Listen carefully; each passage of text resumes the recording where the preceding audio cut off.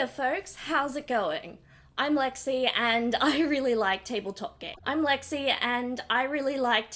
Role-playing games. So much so that we get together once a week, every week, to review and talk about a different one here at the gaming table. If that sounds interesting to you, I definitely encourage you to hit subscribe and keep watching today's video. Normally I tend to stick to reviewing newer releases, but hey, it's my channel. I can review whatever I want. I especially think it's worth reviewing games, even if they're a few years old, if they had a significant change on the industry that we know and love today. For today's review, we're taking a look at a game from Burning Wheel.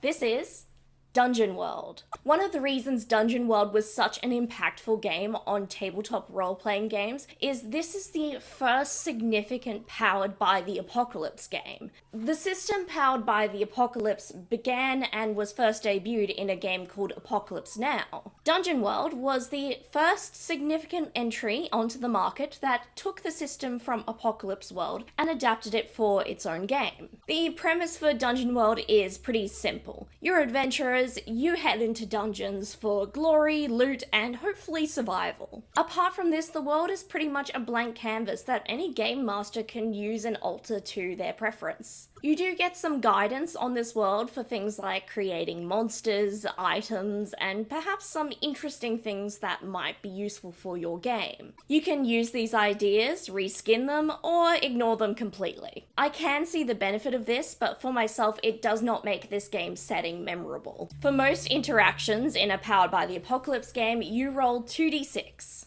You add the results from each die and then you apply a modifier to get your final total. Generally, the higher the end result, the better for your character. To build your character in this game, you choose from a race, a class, name, look, stat modifiers, moves, alignment gear, an introductions phase, and bonds. Most recent Powered by the Apocalypse games do away with this multi-step creation process by having players choose a playbook to use instead. Generally, these playbooks can be altered and customized, so you're not just stuck playing the same character over and over. In this game, your character will have stats, which you derive your modifiers from. These days, most Powered by the Apocalypse games just tell you that your character has a +3 to something or a -1. I find this is a lot simpler and less confusing, as just telling a player, yeah, it looks like on your sheet, yeah, you have a -3 when you roll that, is a lot easier than going, that looks like X number, which is going to equal this modifier. In terms of what is available for the characters to do, there are some moves which are available to everyone. Hack and slash for melee, volley for ranged,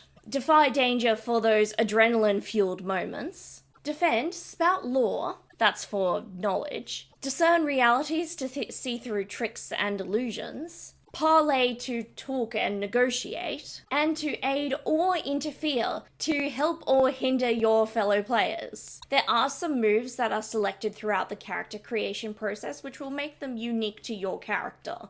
And as a further addition to these moves, there are some special moves which are available to all player characters, but they might only come up in specific circumstances, such as to defy death, traveling, leveling, or perhaps the most useful, rest and recovery. In this game, you can play as an elf, dwarf, human, and halfling. In terms of classes, there are bards, clerics, druids, fighters, paladins, rangers, thieves, and wizards. The classes do restrict which races you can choose from, which is a holdover from an older style of fantasy tabletop role-playing games, and one I'm personally not a huge fan of. I will say I don't think the rules in this manual are very well explained. There were several times I was reading passages and I had to go back over them to really understand what I thought was being said. I do also think this game is inspired by dungeon crawl games from a previous era, perhaps the 70s to 80s.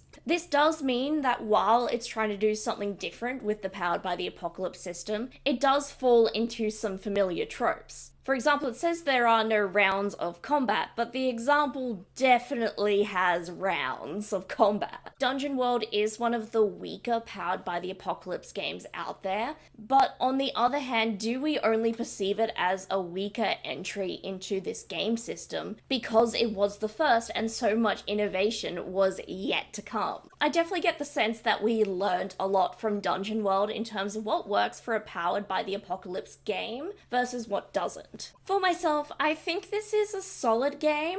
I like Powered by the Apocalypse, especially as you rarely stray from rolling 2d6, and that makes it so easy to introduce people to. The biggest disappointment for myself with this game was the setting. There are plenty of fantasy dungeon crawl games, and I don't think this one really stood out from the others in its genre.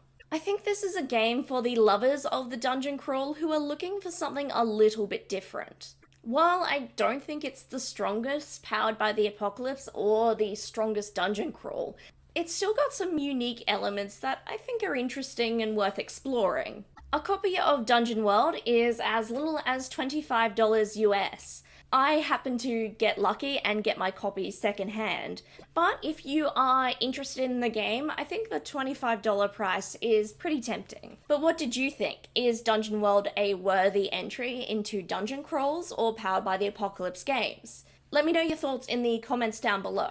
While you're there, I encourage you to like this video, subscribe and turn on notifications so YouTube tells you when I've next uploaded. If you like, you could even share this video with a friend. It all helps people find my channel, and it tells YouTube that my channel is worth seeing in the sea of the algorithm. I do also have a Ko-Fi page if you would like to donate. I hope you're all well, and I look forward to seeing you next time at the gaming table. Bye!